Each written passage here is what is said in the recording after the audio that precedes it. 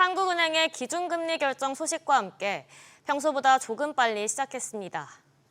경기 회복이 여전히 더딘 가운데 6.27 부동산 대책에도 가계부채와 부동산 시장의 불안정도 지속되고 있습니다. 한국은행이 금리에 관해 어떤 결정을 내릴지 주목됐는데요. 집값과 가계대출을 잡기 위해 지난 7월 금리를 유지했던 한은은 이번에도 기준금리를 현 수준인 2.5%로 유지했습니다. 사실 2회 연속인데 한은은 금리 유지를 통해서 부동산 시장을 잡겠다는 데 방침을 둔 것으로 보이는데 이처럼 한은은 정부의 가계대출 규제 효과와 미국의 금리 정책을 조금 더 확인하면서 앞으로의 인하 시점을 저울질할 것으로 보입니다. 그럼 이창용 총재의 이야기를 직접 들어보겠습니다. 기자회견장으로 가보겠습니다. 여러분 안녕하십니까. 오늘 금융통화위원회는 한국은행 기준금리를 현재의 2.5%에서 유지하기로 결정하였습니다. 먼저 국내외 경제 여건을 설명드린 후에 기준금리 결정 배경에 대해 말씀드리겠습니다. 우선 대외 여건을 살펴보면 세계 경제는 미국과 주요국 간 무역 협상이 진전되었으나 관세 인상의 영향이 가시화되면서 성장세가 점차 둔화될 전망입니다. 미국은 고용과 소비가 둔화되는 가운데 관세 인상의 영향이 더해지면서 성장률이 낮아질 것으로 보이며 유로 지역과 중국은 재정 확대 등 경기 부양책에도 불구하고 대미 선수출 효과 소멸 등으로 더딘 성장세를 나타낼 것으로 예상됩니다. 주요국 인플레이션은 미국에서는 관세 영향이 일부 나타나면서 소비자 물가 상승률이 2%대 후반으로 높아진 반면 유로 지역에서는 낮은 수요 압력 등으로 2% 내외의 안정세가 이어졌습니다. 국제금융시장에서는 미국 장기 국채 금리와 달러화 지수가 상승하였다가 미 연준의 금리 인하에 대한 기대가 높아지면서 하락하였습니다. 주요국 주가는 관세 협상 관련 불확실성 완화, 양호한 기업 실적 등으로 상승 흐름을 이어갔습니다. 다음으로 대내 여건을 살펴보면 국내 경기는 성장세가 다소 개선되었습니다. 내수는 건설 투자 부진이 이어졌지만 민간 소비가 추경과 경제 심리 회복으로 6월 이후 개선세를 이어가고 있으며 수출은 미국의 관세 인상에도 불구하고 반도체와 자동차를 중심으로 예상보다 양호한 증가세를 보였습니다. 국내 물가는 7월 중 소비자 물가 상승률이 2.1%로 소폭 낮아지고 근원 물가 상승률이 2%를 유지하는 등 안정적인 흐름을 이어갔으며 단기 기대 인플레이션은 8월 중 2.6%로 전월보다 소폭 높아졌습니다. 국내 금융 외환시장은 대체로 안정적인 모습을 이어갔습니다. 장기 국고채 금리가 좁은 범위에서 등락하였고 주가는 그간의 상승에 따른 조정 압력, 자본시장 제도 개선에 대한 기대 변화 등으로 상승세가 다소 주춤해졌습니다. 원달러 환율은 거주자 해외 투자 자금 수요가 지속될 수 있다는 전망 등으로 상승하였습니다. 주택시장과 가계부채 상황을 보면 정부의 가계부채 대책 시행 이후 수도권 주택가격 상승세와 거래량이 둔화되었고 7월 중 금융권 가계대출의 증가 규모도 상당폭 축소되었습니다. 다만 서울 선호 지역의 주택가격 상승세가 지속되고 있고 추가 상승 기대도 여전한 만큼 수도권 주택시장과 가계부채 흐름에 계속 유의할 필요가 있습니다. 아울러 지난 5월 경제 전망 이후의 대내외 여건 변화를 반영하여 앞으로의 성장과 물가 흐름을 다시 점검해 보았습니다. 먼저 금년 성장률은 지난 5월 전망치 0.8%보다 조금 높은 0.9%로 전망하였습니다. 성장률 전망을 0.1%포인트 높인 이유를 자세히 설명드리면 우선 2차 추경과 경제 심리 개선으로 소비 회복세 등이 예상보다 커진 것이 올해 성장률을 0.2%포인트 정도 높이는 요인으로 작용하였습니다. 수출 측면에서도 0.2%포인트 정도 높이는 요인이 있었습니다. 이는 지난달 말 타결된 협상 결과 평균 관세율이 지난 5월에 봤던 수준과는 큰 차이가 없지만 반도체 경기 호조가 예상보다 길어지고 자동차 수출 등도 양호한 흐름을 나타내었기 때문입니다. 반면에 건설 경기가 당초 예상보다 부진한 점은 금년도 성장 전망을 0.3%포인트 정도 낮추는 요인으로 작용하였습니다. 한편 내년 성장률은 지난 5월과 같은 1.6%로 전망하였습니다. 이는 소비를 중심으로 내수의 개선 흐름이 이어지겠지만 미국의 관세 부과 영향이 본격화되면서 수출 둔화폭이 커질 가능성을 고려한 결과입니다. 다만 내년 이후 성장 경로에는 반도체 등의 품목 관세 수준, 미중 무역 협상의 전개 양상 등과 관련한 불확실성이 상당히 높은 것으로 판단됩니다. 금년 소비자 물가 상승률 2%는 지난 5월 전망치를 소폭 상회하는 것이지만 근원 물가 상승률은 지난 전망과 같은 1.9%로 예상됩니다. 농축산물 가격 상승세가 상방 요인으로 작용하겠지만 국제 유가 안정세와 낮은 수요 압력이 이를 상쇄할 것으로 보았습니다. 내년에는 소비 회복세 지속 등으로 소비자 물가 및 근원 물가 상승률 모두 지난 전망치인 1.8%를 소폭 상회하는 1.9%로 전망되었습니다. 마지막으로 이 같은 대외 정책 여건을 고려한 기준금리 결정에 대해 말씀드리겠습니다. 오늘 금융통화위원회에서는 물가가 안정된 흐름을 이어가는 가운데 성장세는 전망의 불확실성이 여전히 높지만 내수를 중심으로 다소 개선되는 움직임을 보이고 있고 수도권 주택 가격 및 가계부채 추이를 좀 더 살펴볼 필요가 있는 만큼 현재의 기준금리 수준을 유지하면서 대내외 여건 변화를 점검해 나가는 것이 적절하다고 판단하였습니다. 이 결정에 대해 신성한 의원은 기준금리를 2.25%로 인하하는 것이 바람직하다는 의견을 나타내셨습니다. 기준금리 결정 배경을 좀 더 자세히 설명드리겠습니다. 우선 금융안정 측면을 보면 정부의 가계부채 대책의 영향으로 수도권 주택시장 과열이 진정되고 가계부채 증가 규모도 축소되었지만 서울 일부 지역에서는 높은 가격 오름세가 이어지는 등 과거 부동산 대책 직후와 비교해 보면 안정화 속도가 더딘 편입니다. 이러한 상황에서 통화정책은 금리를 동결하여 주택시장의 가격 상승 기대를 안정시킬 필요가 있다고 판단하였고 향후 정부가 추가적인 부동산 대책을 발표할 경우 동정책과의 정책 공조 필요성도 염두에 두고 결정하였습니다. 다음으로 경기는 잠재 수준보다 낮은 경제 성장세가 지속되고 있고 향후 성장 경로의 불확실성도 높기는 하지만 최근 재정 지출 확대 영향 등으로 다소 개선되는 흐름을 보이고 있는 만큼 기준금리 인하 기조를 이어가되 인하 시기 등은 경기 상하방 요인의 전개 과정 등을 좀 더 점검한 후에 결정하는 것이 바람직하다고 판단하였습니다. 마지막으로 물가는 농축산물 가격 오름세가 상방 요인으로 작용하겠지만 낮은 수요 압력을 감안할 때 그간의 안정적인 흐름에 큰 변화는 없을 것으로 보았습니다. 금융통화위원회는 이러한 상황을 종합해 볼 때 이번 회의에서는 기준금리를 현 수준에서 유지하고 대내외 정책 여건의 변화를 좀 더 점검하는 것이 적절하다고 판단하였습니다. 앞으로의 통화정책 운영 방향에 대해 말씀드리면 안정된 물가 흐름이 이어지는 가운데 당분간 낮은 성장세가 이어질 것으로 전망되기 때문에 금리 인하 기조를 이어나갈 필요가 있다고 보고 있습니다. 다만 기준금리의 추가 인하 시기와 폭등은 경제 전망의 불확실성이 크고 금융안정 측면에서의 리스크에도 계속 유의할 필요가 있는 만큼 향후 이슈되는 데이터를 보면서 결정해 나가도록 하겠습니다. 이상으로 모두 발언을 마치겠습니다. 경청해 주셔서 감사합니다.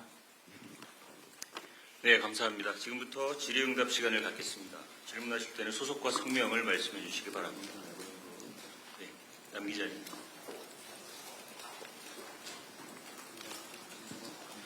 안녕하세요. 유시스 남주영 기자입니다. 먼저 3개월 금리 폭 가이던스에 대해서 우선 여쭙습니다. 그리고 인하 소수 의견이 나온 배경에 대해서도 좀 더 구체적으로 말씀을 부탁드리고자 합니다.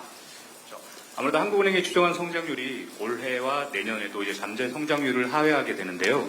금리 인하 기조가 올해뿐만 아니고 내년에도 유지해야 된다라고 판단하시는 건지 질문드립니다. 그렇다면 아무래도 이제 1%대 기준금리 가능성도 염두에 둬야 될 경제 상황이라고 평가하시는지도 함께 여쭙습니다. 한미 관세 협상과 한미 정상회담에 대한 대략적인 평가도 같이 부탁드립니다. 이제 관세율은 이제 최저 수준으로 합의가 됐지만 이제 반도체 관세 불확실성이 있고요. 또 이제 뭐 기업들이 대미 투자도 계속 발표되고 있습니다. 이런 상황들이 이제 성장률 지원과 금리 결정에 대해서 어떻게 영향을 미쳤는지 구체적으로 설명을 부탁드리고자 합니다. 네, 여러 질문해 주셨습니다. 우선 이번에 소수 의견이 나온 데에 대한 배경을 먼저 설명드리겠습니다.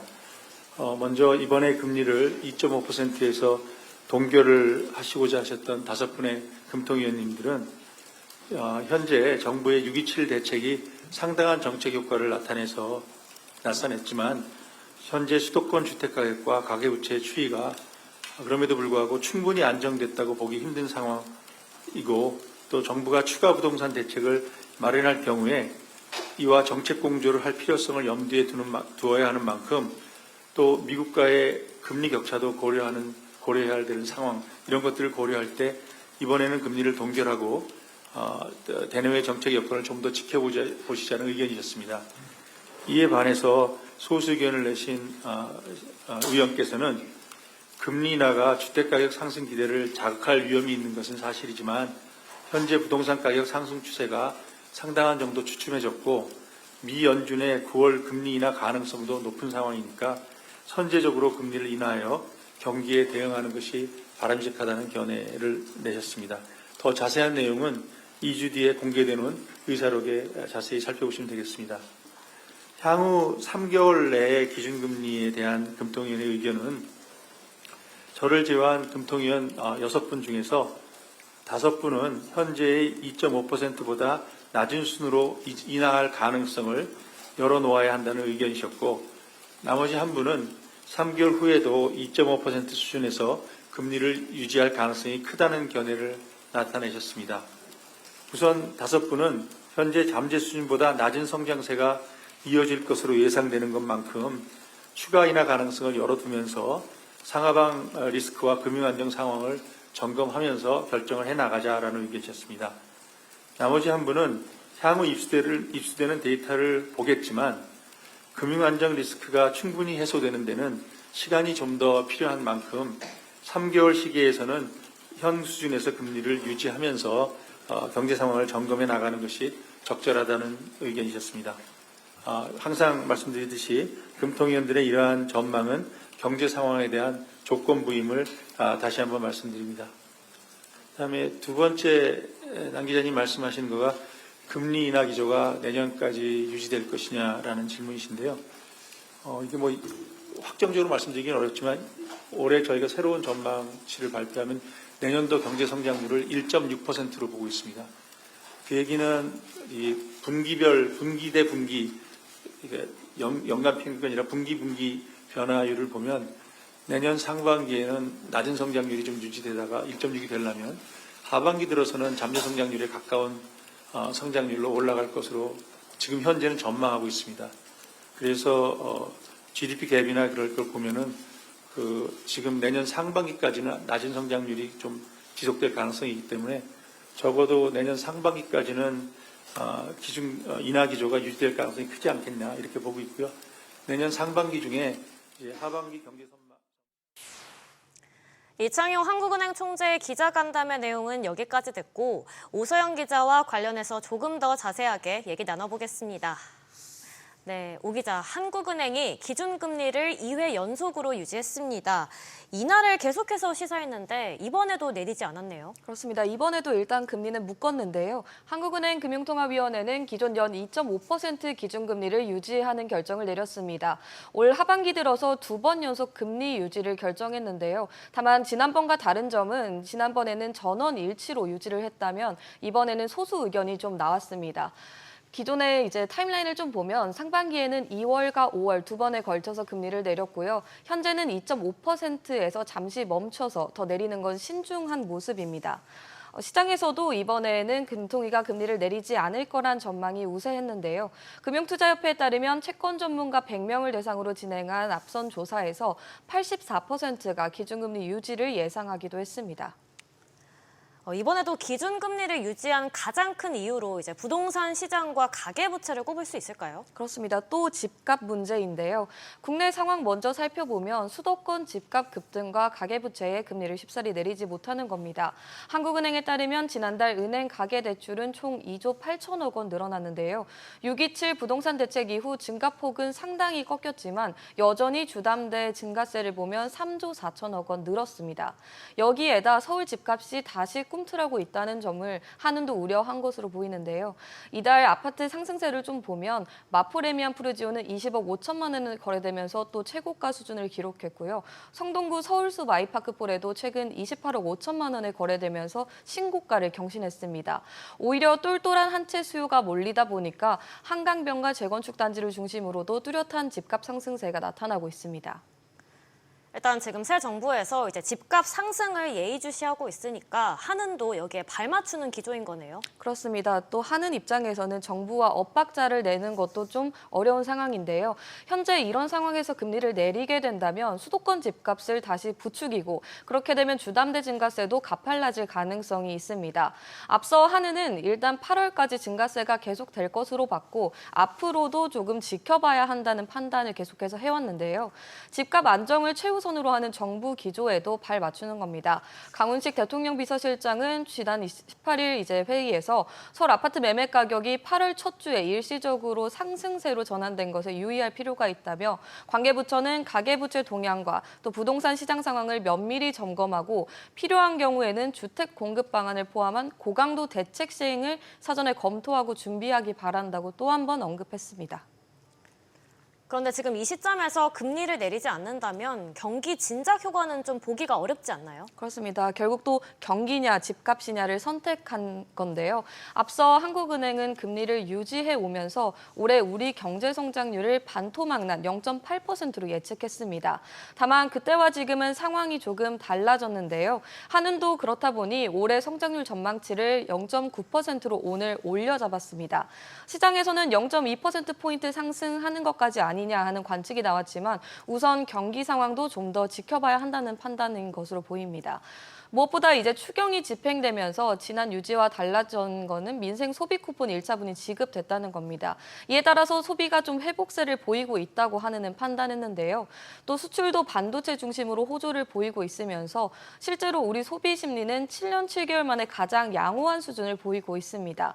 정부는 올해 45조 6천억 원의 추경을 집행하고 있는데요. 여기에다 GDP 성장률이 2분기에 좀 회복하면서 성장률 상향을 판단한 것으로 보입니다. 올해 1%대까지 좀 더 끌어올릴 수 있을지는 지켜봐야 할 것으로 보입니다. 네, 그럼 말씀하신 이 성장률 관련해서 한은이 이번에 올해 성장률 전망치를 소폭 조정했죠? 그렇습니다. 이 내년 성장률도 좀 지켜봐야 하는데요. 우선 올해 경장률 전망치를 높인 건 이달이 처음입니다.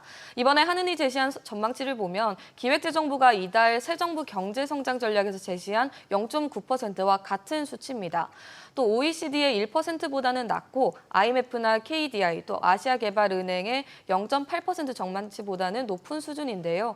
이런 가운데 한은은 내년 한국의 경쟁 성장률은 1.6%로 전망하고 있습니다. 그러니까 말씀하신 대로 뭐 2차 추경 효과 등으로 이제 내수가 비교적으로 이제 안정적인 흐름으로 가면서 한은이 조금 여유가 생긴 건데 그렇지만 이제 환율도 이제 한은의 기준금리 결정의 요인 중 하나잖아요. 그렇습니다. 단순히 이제 집값 문제로 이제 기준금리를 유지했다기보다는 환율의 불확실성도 이제 다양한 고려 요인 중에 하나입니다. 환율을 보면 연초에 1,500원까지 급등하다가 현재는 1,390원대에서 비교적 안정적으로 거래를 하고 있다고 말할 수 있지만 또 안심할 수는 없는 상황인데요. 관세 불확실성도 여전한 가운데 달러가 강세를 보이면서 달러원 환율이 치솟을 가능성은 여전히 열려 있습니다. 이렇게 대외 불확실성이 크고 또 관세율 영향도 본격화되는 시점에 기준금리를 낮추면 문제가 되는 건 한미 금리 차입니다. 지난달 연준이 금리를 유지했기 때문에 현재 2%포인트 수준에서 더 벌어질 경우 환율 변동성이 더 커질 수 있다는 우려가 나오는 건데요. 이런 가운데 연준은 일단 다음 금통위 결정이 있는 10월 전 9월에 FOMC를 먼저 엽니다. 이때 미국이 금리를 내릴지도 관건인데 오늘 또 금통위에서 소수 의견이 나온 의원의 의견을 보면 연준이 금리를 내릴 가능성이 크기 때문에 우리가 선제적으로 내려야 한다 이런 의견도 나왔습니다. 그렇다면 이제 하반기에 금리를 한 차례 더 내릴 거라는 전망에 대해서는 어떻게 보시나요? 네, 이제 금통위는 두 번이 남았습니다. 10월과 11월 두 번이 남았는데요. 우선 방금 이창용 총재는 기자간담회에서도 향후 통화 정책은 성장의 하방 리스크 완화를 위한 금리 인하 기조를 이어나간다라고 가능성을 계속 열어두고 있습니다. 몇 달 전까지만 해도 이번 8월의 금리 인하도 유력했는데요. 이제는 오는 10월이 좀 더 유력해졌습니다. 일단 가계부채가 지난달 줄어든 것처럼만 계속 증가폭을 줄여 나간다면 오는 10월 금리 인하는 무리가 아니라는 관측이 나오는데요. 여기에다 추가 부동산 규제 대책이 또 나오게 되면 집값이 더 안정화될 가능성도 있습니다. 다만 오늘도 이 총재는 방금 말했듯이 수도권 주택시장에서도 가격 상승세와 거래량이 둔화되고는 있지만 주택가격 상승 기대가 여전히 높은 상황이라면서 긴장을 놓치지 않는 분위기입니다. 전문가들도 올해 총 3번의 금리 인하를 확정적으로 내다보고 있는 상황인데요. 이렇게 하반기에 금리를 한 번 더 내리게 된다면 연말 금리는 2.25%로 최종적으로 내려갈 전망입니다. 네, 오 기자 잘 들었습니다.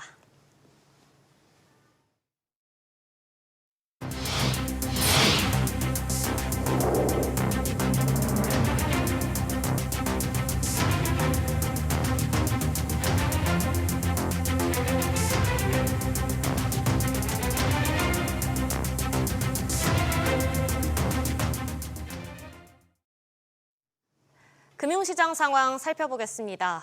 기대에 미치지 못한 엔비디아 실적으로 하락 출발하던 코스피는 한은의 기준금리 유지 발표 이후 상승으로 반전했습니다. 외국인과 기관의 동반 매수세가 유입되면서 장중 3,200선을 넘기도 했는데요. 김종현 기자, 네, 김정유입니다. 코스피가 상승세로 돌아섰네요. 네, 코스피는 3,170으로 하락 개장했지만 한은의 기준금리 유지 발표 이후 장중 3,200선을 기준으로 등락하고 있습니다. 반면 코스닥은 800으로 소폭 하락 출발한 후 800선 밑에 머무르고 있습니다. 개인이 2,400억 원 넘게 매도하고 있지만 외국인과 기관이 각각 920억 원과 1,300억 원 이상 순매수하면서 차익 매물을 받아내고 있습니다. 국내 반도체주 가운데 삼성전자는 약세를 보였지만 SK하이닉스는 상승 반전했습니다. 엔비디아 실적 호조에 반도체 장비주는 강세입니다. HT 한국조선해양은 장 초반 신고가를 기록했지만 HT 현대중공업과 현대미포는 합병 소식에 어제 급등 후 오늘은 하락세로 돌아섰습니다. 노란 봉투법 통과 이후 로봇 관련주들도 강세입니다. 삼양식품은 160만 원을 넘어 장중 신고가를 기록했고 K-팝 데몬 헌터스 캐릭터의 협업 상품으로 농심도 장 초반 급등했습니다. 달러원 환율은 어제 종가보다 1.8원 내린 1394.5원에 개장한 이후 1380원 후반으로 내려왔습니다. 뉴욕 증시는 3대 지수 모두가 엔비디아 실적 기대감이 선반영되면서 모두 상승으로 마감했죠. 네, 다우지수는 0.32% 상승했습니다. 나스닥과 S&P 500 지수도 각각 0.1%와 0.24% 올랐습니다. 시총 상위 종목들은 엔비디아 실적이 나오기 전 대부분 상승 마감했습니다. 마이크로소프트는 1% 가까이 강세를 보였고 브로드컴은 0.75% 올랐고 알파벳과 아마존도 소폭 상승했습니다. 실적이 시장 예상치를 소폭 웃돈 엔비디아는 중국 리스크가 부각되면서 시간의 거래에서 3%대로 하락했습니다. SBS 비즈 김정윤입니다. 앞서 전해드린 대로 엔비디아의 실적은 예상치를 웃돌았지만 주가는 시간의 거래에서 큰 폭으로 떨어졌습니다.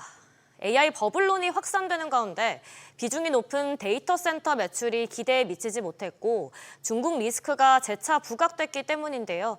자세한 내용은 취재기자 연결해서 알아보겠습니다. 김한진 기자. 네, 김한진입니다. 일단 먼저 구체적인 수치부터 살펴보죠. 엔비디아의 실적이 어떻게 나왔나요? 네, 매출은 지난해 같은 기간보다 56% 증가한 467억 4천만 달러로 시장 예상치였던 460억 6천만 달러를 뛰어넘었고요.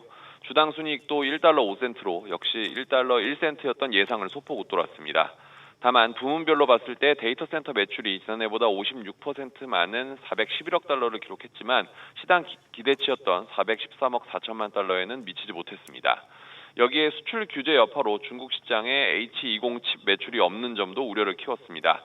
또 매출 성장세도 둔화하는 모습을 보였는데 9분기 연속 전년 대비 50% 넘는 증가율을 기록했지만 전분기의 70%대 성장세와 비교하면 힘이 빠지는 모양새입니다. 다음 분기 매출 가이던스는 540억 달러 플러스 마이너스 2%를 제시했는데요. 여기서도 중국 매출 예상은 없었습니다. 실적이 아쉬움을 자아내면서 컨퍼런스 콜이 주목됐을 것 같은데 어떤 얘기들이 나왔나요? 네, 젠슨 황 CEO는 시장의 우려를 의식한 듯 중국 시장에서의 기회를 재차 강조했습니다. 황 CEO는 올해 엔비디아의 중국 시장에서 500억 달러 규모의 기회가 있을 것이라며 연간 50%씩 성장할 것이라고 말했는데요. 일부 중국 기업들과 H20 칩을 거래하기 위한 라이선스가 조기에 승인될 가능성을 근거로 들었습니다. 그러면서 3분기에는 최소 20억 달러에서 50억 달러 수준 규모로 출하할 수 있을 것이라고 내다봤습니다.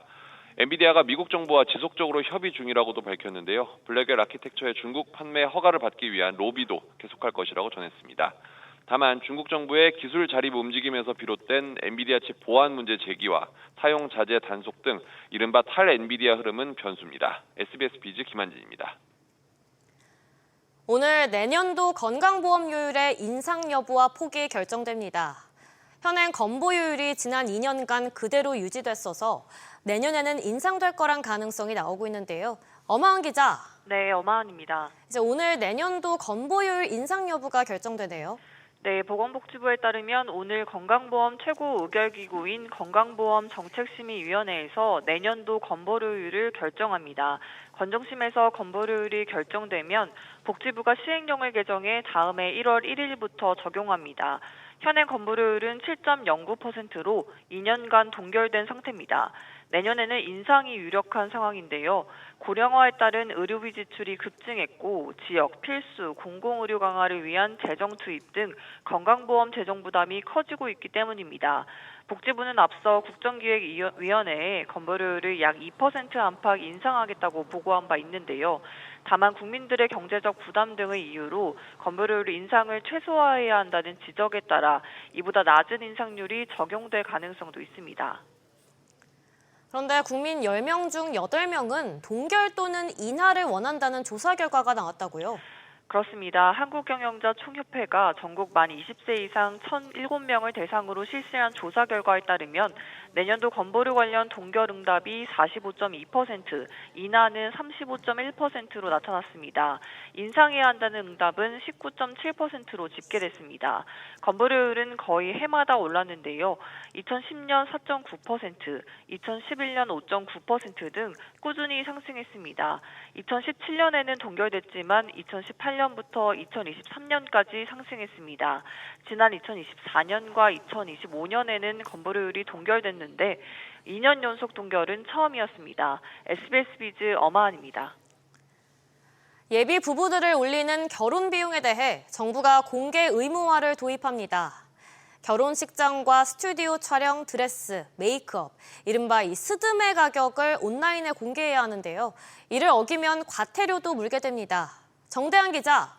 네, 정대한입니다. 결혼 준비할 때 막상 이제 예상치 못한 비용이 발생하는 경우가 많았는데 가격이 공개되면 부담을 좀 덜 수 있을까요? 네, 업체 홈페이지와 소비자와의 계약서 표지에 일단 가격 표기가 의무화됩니다. 우선 예식장의 경우 식비와 대관료 등 기본 가격을 비롯해 패백이나 사진 촬영비 등의 가격을 빠짐없이 알려야 합니다. 뜸에도 기본 가격 외에도 사진 선택 비용, 드레스 도우미 비용, 메이크업 출장비 등 구체적인 선택 품목의 가격을 기재해야 합니다. 가격 정보를 누락하거나 올리지 않으면 최대 1억 원의 과태료를, 임직원이 정보를 고의로 빠뜨리면 1,000만 원 이하의 과태료가 별도로 부과됩니다. 공정거래위원회는 이 같은 내용의 개정안을 마련해 행정 예고하고 다음 달 이후로 본격 시행할 예정입니다. 근데 이처럼 결혼 관련 비용뿐만 아니라 요가와 필라테스도 가격 공개가 의무화된다고요? 네, 그동안 헬스장과 달리 요가와 필라테스는 가격을 표시할 의무가 없었는데요. 보통 헬스장처럼 수개월의 이용료를 선불로 결제하는 경우가 많았는데 중도 해지 등과 관련해 소비자 피해가 자주 발생했습니다. 이에 앞으로는 두 업종도 요금 체계와 환불 기준을 고객 신청서와 광고에 표시하도록 개정됩니다. 또한 헬스장과 요가, 필라테스의 경우 갑작스럽게 휴업하거나 폐업해 남은 이용료를 돌려받지 못하는 이른바 먹튀 사례가 많았는데요. 이를 방지하기 위해 앞으로는 보증보험 가입 여부와 구체적인 가입 내용도 표시하도록 했습니다.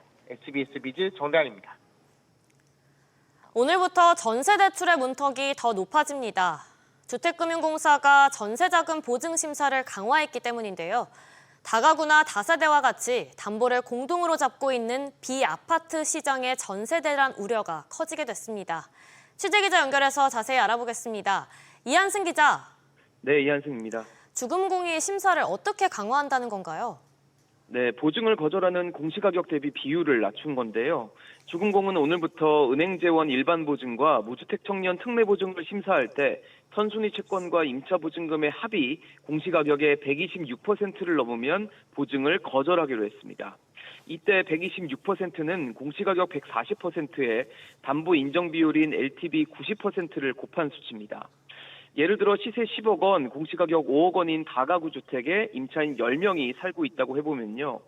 선순위 채권과 임차보증금의 합계가 5억 원의 126%인 6억 3천만 원을 초과하면 보증을 받을 수 없습니다. 즉 10명 중 4명은 전세대출을 받을 수 없는 셈입니다. 지난 2023년 5월 주택도시보증공사가 같은 기준을 적용하면서 주금공으로 보증 수요가 몰렸는데 이제 주금공까지 기준을 강화하면서 전세시장 불안이 커질 전망입니다. 후폭풍이 상당할 것 같은데 전망은 어떤가요? 네, 일단 전세대출이 잘 안 나오니까 세입자는 입주에 차질을 빚을 수밖에 없습니다. 일반 보증에 또 무주택 청년들까지 대상이 되다 보니 청년들의 주거 불안이 현실화될 수 있다는 우려가 나옵니다. 게다가 임차인뿐만 아니라 임대인도 난감한 상황에 놓이게 됐습니다. 임차인들의 전세대출이 막히면 임대인 입장에서도 임차인 신규 유입이 끊길 수 있고요. 방을 빼는 기존 세입자에게 보증금 반환이 어려워지면서 역전세난이 발생할 수 있다는 점도 걱정되는 지점입니다. 전세 사기와 무리한 갭 투자를 막겠다는 취지 자체는 좋지만 막상 다가구, 다세대 등 비아파트 임대차 시장에서는 당분간 혼란이 불가피할 것으로 보입니다. SBS 비즈 이한승입니다. 홀로 사는 어르신들을 노린 보이스피싱이 최근 급증했습니다. 범인에게 속아서 피해자가 직접 돈을 보냈다면 그동안은 한 푼도 돌려받기 어려웠는데요. 앞으로는 이런 경우에도 은행이 일부 책임을 지도록 제도가 바뀝니다. 오수영 기자의 보도입니다. 67세 김모 씨는 보이스피싱 일당에 속아 나흘간 모두 15억 7천만 원을 송금하던 중 계좌가 정지됐습니다. 은행은 보이스피싱을 의심했지만 본인 요청에 비대면 인증만으로 계좌 정지를 풀어줬습니다. 전화 내용 들어보면 어머니가 사실 은행원한테 본사님 그러잖아요. 은행이 어머니가 보이스피싱 당하는 거를 확신하고 있었다고 보거든요.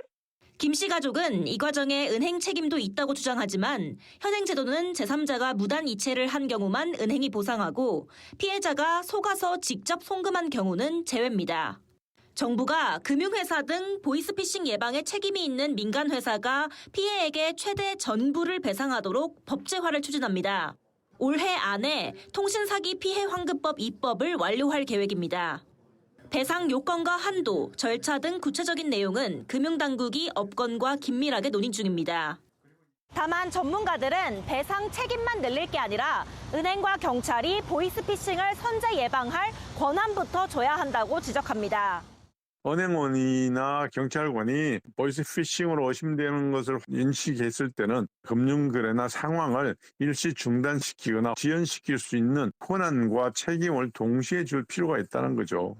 은행들은 은행과 직원 입장에선 불리해지는 측면이 있다면서도 보이스피싱 피해 사례가 증가 중인 만큼 당국이 명확한 가이드를 주면 사회 안전망 차원에서 동참할 예정이라고 밝혔습니다. SBS 비즈 오수영입니다. 개인정보보호위원회가 지난 4월 대규모 유심카드 해킹 사태가 발생한 SK텔레콤에 대해 1,348억 원, 역대급 과징금을 부과했습니다. 개보인은 SK텔레콤이 기본적인 접근 통제조차 이행하지 않아서 해커의 불법 침입에 매우 취약한 상태로 운영됐다고 그 배경을 밝혔는데요. 윤지혜 기자. 네, 윤지혜입니다. 개보이가 이제 해킹 사태와 관련해서 SK텔레콤의 안전관리가 미흡했다고 본 거네요. 개인정보보호위원회는 오전 정부청사에서 브리핑을 열고 SKT의 안전조치 의무 위반과 유출통지 위반으로 과징금 1,347억 원, 과태료 960만 원 부과를 의결했다고 밝혔습니다. 개보인은 그간 집중 조사를 통해 이동통신 핵심 네트워크와 시스템 관리 소홀로 2,300만 명의 유심, 주요 디지털 개인정보가 유출됐다는 결론을 내렸다고 밝혔는데요. 개보인은 SKT가 기본적인 접근 통제조차 이행하지 않았다고 판단했습니다. 인터넷과 내부망 사이 와이파이의 보안 환경이 해커의 불법적인 침입에 매우 취약한 상태로 운영되고 있었다라는 설명입니다. 또 침입 탐지 시스템상 이상 행위 기록도 확인하지 않는 등 관리 조치 또한 소홀히 했다고 밝혔습니다. 지난 2022년 해커가 서버에 접속한 사실을 확인했음에도 불구하고 추가 점검을 하지 않아 이번 유출 사고를 사전에 방지할 기회를 놓친 사실이 확인됐다고 덧붙였습니다. 또 심지어 사고 발생 뒤 이제 고객들에게 공지를 늦게 해서 혼란이 가중됐다고요. 개보이는 정보 주체에 대한 유출 통지가 늦어져 신속한 피해 확산 방지를 소홀히 한 행위에 대해 과태료 960만 원을 부과했다고 밝혔습니다. SKT는 4월 19일 개인정보 유출 사실을 인지했음에도 법상에서 정한 72시간 내 유출 사실 통지 어겼고 7월 28일이 돼서야 유출 확정 통지를 실시해 소비자 혼란을 가중시켰다는 겁니다. 개보이 처분에 대해 SKT는 향후 의결서 수령 뒤 내용을 검토해 입장을 정할 예정이라고 밝혔습니다. SBS 민지입니다. 요즘 청년들 취업하기가 참 어렵습니다. 왜 그런가 했더니 실제로 올해 1분기 신규 채용 일자리가 통계 작성한 이후 가장 적은 수준으로 떨어졌습니다. 경기 침체 속에 창업 열정도 시들해진 모습인데요. 취재기자 연결해서 자세히 알아보겠습니다. 최나래 기자. 네, 최나리입니다. 일단 먼저 신규 채용 일자리가 얼마나 줄었나요? 네, 올해 1분기 임금근로 일자리 중 신규 채용은 모두 546만 7천 개로 집계됐습니다. 최근 2년 연속 감소해 통계 작성 이후 최저 수준입니다. 특히 지난해에는 22만 개 이상 급감했습니다. 전체 일자리 중 신규 채용이 차지하는 비중도 20%대로 최저치를 기록했습니다. 4개 중 1개만이 신규 채용 일자리인 셈입니다. 업종별로는 제조업, 고용 유입 둔화가 뚜렷하게 나타났고 내수 소비와 밀접한 업종도 전반적으로 신규 채용 비중이 줄었습니다. 신규 채용은 연령별로도 구분 없이 전반적으로 감소했습니다. 특히 신규 채용이 활발해야 할 20대 이하 신규 채용 비중은 8개 분기 연속 50%를 넘기지 못하고 있습니다. 경기 활력이 더 떨어질까 우려가 되는데 또 상반기 창업 기업도 줄었다고요? 네, 상반기 창업 기업 수는 2021년 이후 감소 추세인데요. 올해는 창업 기업이 57만 4천여 개로 1년 전보다 약 8%, 4만 8천여 개 감소했습니다.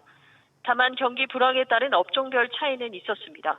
숙박 음식점업, 부동산업이 위축됐고 도소매업도 눈에 띄게 줄었습니다. 전반적인 소비 위축과 외식 경기 침체, 건설 경기 부진 등이 작용한 것으로 풀이됩니다. 반면 투자자금 유입으로 금융보험업은 21% 넘게 늘었고 온라인 유통 활성화와 디지털 전환 확대 영향을 받은 전문 과학기술 서비스업도 2% 가까이 늘었습니다. SBS 비즈 최나리입니다. 산재 사망사고를 엄벌하는 중대재해처벌법이 시행된 지 3년이 지났지만 무죄 비율이 일반 형사사건의 3배에 달하는 것으로 나타났습니다. 수사의 진척도 늦고 처벌 수위도 낮다는 지적이 나오는데요. 취재기자 연결해서 자세히 알아보겠습니다. 정광윤 기자. 네, 정광윤입니다. 관련해서 국회에서 지적이 나왔다고요? 네, 국회 입법조사처에 따르면 중대재해처벌법이 시행된 지난 2022년 1월부터 최근까지 위반 사건 1252건 가운데 약 4분의 3이 아직 수사 중인 것으로 나타났습니다. 처리에 반년 넘게 걸리는 경우가 절반 이상이었는데요. 결론이 나더라도 무죄 비율이 10.7%로 일반 형사사건의 3배가 넘었고 집행유예율도 86%에 육박해 일반 형사사건의 2배를 훌쩍 웃돌았습니다. 또 징역형 유죄 47건의 평균 형량은 1년 1개월이었는데 이 가운데 42건은 집행유예를 받았습니다. 50개 법인에 대한 평균 벌금은 1억 1천만 원 수준이었는데요. 그나마 이례적으로 20억이 부과된 한 곳을 제외하면 평균 7천만 원대였습니다. 이렇게 처벌 수위가 낮으면서 사고 예방 효과도 미미하다는 지적도 나오고 있죠. 네, 지난해 산재 사망자 수는 2,098명으로 지난 2022년보다 100명가량 줄긴 했지만 매년 2,000명대를 꾸준히 웃돌고 있습니다. 전체 재해자는 같은 기간 13만 명대에서 14만 명대로 오히려 늘었습니다. 입법조사처는 중대재해법이 만들어졌어도 실제 적용이 미비한 점을 원인으로 꼽았는데요. 법 일부 규정이 불명확해 제대로 된 양형 기준 마련이 필요하다며 사건의 신속한 처리를 위해 검찰, 경찰, 노동부가 협업하는 합동수사단이 설치돼야 한다고 지적했습니다. 또 최근 관련 법안이 상임위에 상정된 매출액 이익, 연동, 벌금 등 경제적 제재도 개선 방안으로 제시했습니다. SBS 비즈 정광윤입니다. 국내 증시의 큰 손인 국민연금이 주요 기업들에 대한 주식 보유 목적을 단순 투자에서 일반 투자로 대거 변경했습니다. 이로써 국민연금의 적극적인 주주 활동이 가능해져서 기업의 의사결정에 목소리를 낼 것으로 보이는데요. 취재기자 연결해서 자세히 알아보겠습니다. 신다미 기자. 네, 신다입니다. 먼저 국민연금이 일반 투자로 보유 목적을 변경한 기업은 어딘가요? 네, 금융감독원 전자공시 시스템에 따르면 국민연금은 HD현대와 H&M, 삼양식품 등 7개 상장사에 대한 보유 목적을 단순 투자에서 일반 투자로 변경했습니다. 일반 투자는 경영권에 영향을 준 목적은 없지만 배당 확대나 지배구조 개선을 위한 정관 변경, 위법 행위를 한 임원의 해임 등을 요구할 수 있는데요. 이 때문에 단순 투자보다 적극적인 주주 활동이 가능합니다. 국민연금이 투자 목적을 상향한 회사들에 대한 보유 지분은 HD현대 7.47%, 현대글로비스 10.09%, 한국항공우주 8.12% 등입니다. 그런데 국민연금이 이렇게 일반 투자로 목적을 변경한 이유는 뭔가요? 네, 앞서 정부가 기관 투자자의 행동 지침인 스튜어디십 코드의 적용 대상 범위를 넓혀 기업 지배구조 개선에 나선다고 밝힌 만큼 연기금을 통한 경영 관여가 본격화될 수 있다는 관측이 나옵니다. 국민연금은 과거에도 일반 투자로 보유 목적을 변경한 뒤 현대백화점의 인적 분할 안건에 반대해 부결시킨 사례도 있는데요. 또 최근 취임한 이찬진 신임 금융감독원장은 과거 국민연금 기금운용위원으로 활동하며 한진카를 상대로 한 주주 제안을 이끄는 등 기관의 적극적인 주주권 행사를 강조했습니다. 금융감독원장은 지난 14일 취임사에서도 대주주와 일반 주주 모두의 권익이 공평하게 존중받을 수 있는 질서를 잡아나가겠다고 말하기도 했습니다. SBS 비즈 신다입니다. 이재명 대통령은 대선 당시 전 정부가 추진하던 산업은행의 부산 이전 대신 동남권 맞춤형 금융기관 신설을 공약했는데요. 이에 따라 현재 국회에 법안이 발의되고 관계부처 간 논의도 본격화되고 있습니다.